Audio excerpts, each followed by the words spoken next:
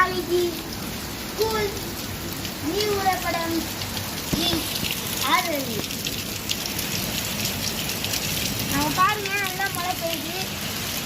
இப்போ நைட்டு தூங்க முடியாது. இப்போ எப்படியோ மழை பெய்யும். அதனால பி கேர்ஃபுல். வீட்டில் பசங்களை பொறுத்தா வச்சு பொறுத்துக்கோங்க. பக்கத்துலேயே இல்லை காற்று அடிச்சு வச்சுருந்தீங்க.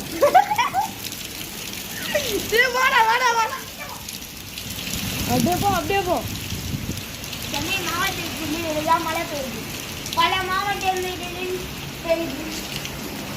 இடி மின்னலோட பெய்கிறது. நன்றி.